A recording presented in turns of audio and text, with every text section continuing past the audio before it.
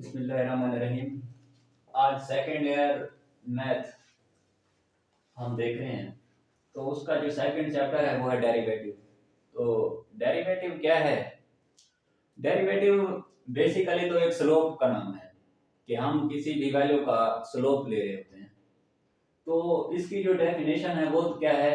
वो है rate of change of function.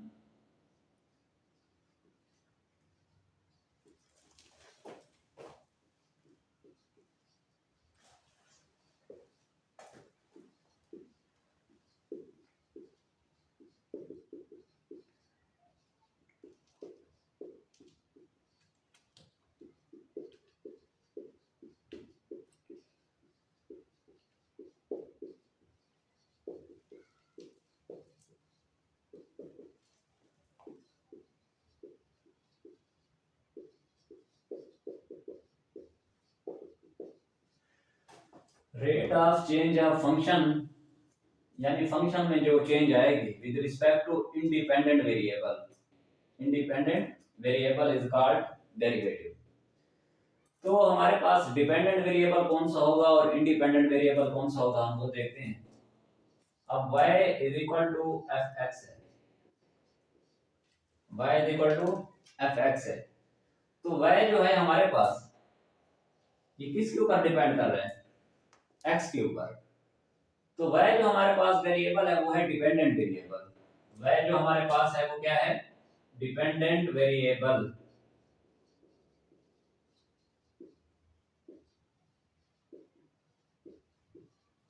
और x हमारे पास क्या है? इंडिपेंडेंट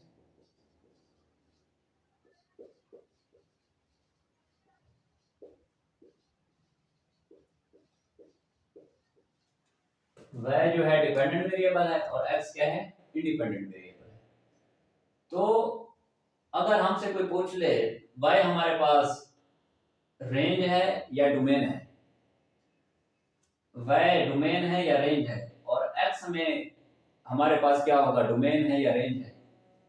अब यहाँ पर जो y है हमारे पास वो रेंज है और x हमारे पास क्या है? वो डोमेन है। वो कैसे? आप ये देखें, अगर मैं y is equal to f x लिखता हूं तो आगे वाला लिखता हूं सिर्फ 2x प्लस 1 और x में मैं कुछ वैल्यू भी पुट करता जाता हूं।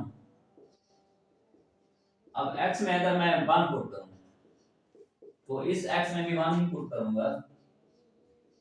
तो y is equal to f 1 is equal to 2 1 2 2 plus 1 3। अब इसी तरह x में मैं अगर 2 पुट करूं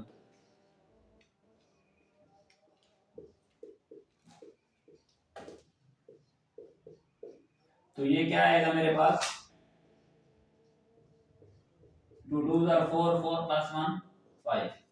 अब आप ये देखें, the set of all input value, जो इनपुट वैल्यू होती है वो तो हमारे पास डोमेन होते हैं ना। हम पुट क्या करते जा रहे हैं x में? 1 2 इस तरह 3 4 जो भी वैल्यू पुट करते जाएंगे वो तो हमारे पास डोमेन आ रही है ना। तो इनके आंसर देखें क्या आ रहे हैं। यानी ये y का आंसर देखो, ये क्या आ रहा है? 3 आ रहा है। तो इस y का आंसर देखो क्या आ रहा है? 5 आ रहा है। इसका मतलब ये है कि जो हम पुट करते जा रहे हैं इनपुट वैल्यू, यानी वो हमारे पास जो x था वो तो हमारे पास डोमेन है, मगर ये जो आंसर आता जा रहा है ना y is equal to 3 y is equal to 5, तो y हमारे पास क्या है? ये रेंज है। तो ये जो इसका बेसिक कांसेप्ट है डेरिवेटिव का, ये चेंज होता है फंक्शन में with respect to independent variable is called derivative. अब डिपेंडेंट वेरिएबल जो हमारे पास होगा वो y होगा और x यानी y किस पे डिपेंड कर रहा है? x के ऊपर, वो हमारे पास क्या होगा? इंडिपेंडेंट वेरिएबल होगा। तो इसके कुछ रूल हैं वो मैं आपको बताता हूं, वो हम कैसे सॉल्व करेंगे इसे। अब इनके डेरिवेटिव के आप कुछ रूल हैं, तो वो कौन से हैं मैं वो बता रहा हूं आपको।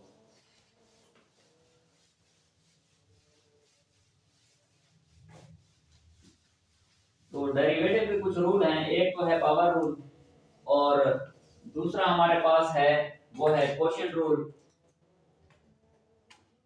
और एक होता है प्रोडक्ट रूल। पहले आप ये देखें जो पावर रूल है वो क्या है?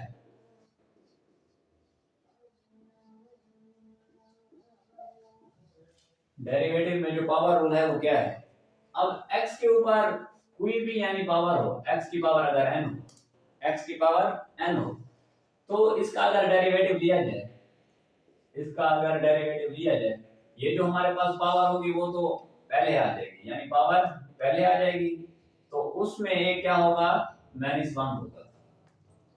तो हमेशा आप यही याद रखते हैं कि पावर नीचे और उस पावर में एक कम, मगर जब आप पावर में एक काम करते हैं तो फिर याद रखें उस पावर पे हाथ रखें, फिर x का इनर डेरिवेटिव लें। जब n पे आप हाथ रखेंगे, x का इनर डेरिवेटिव लेंगे, तो आप ये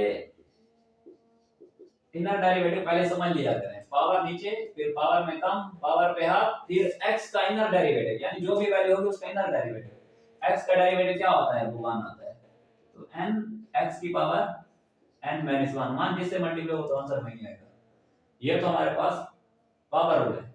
अब इसी तरह अगर हमें n में मिसाल के तौर पे 2 पुट करता हूं, x की पावर 2, अब ये पावर रूल है ना, अब पावर कहाँ आएगी, पहले आ जाएगी, यानी पावर नीचे, उसी पावर में एक कम, यानी 2 में एक कम कर दो, -1 कर दो, तो फिर पावर पे हाथ रखो, फिर उसका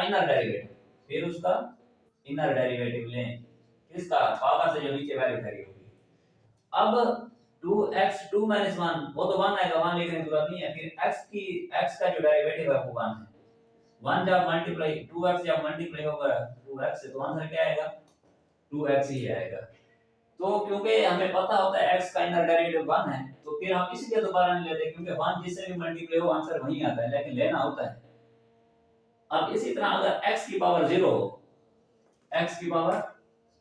हो,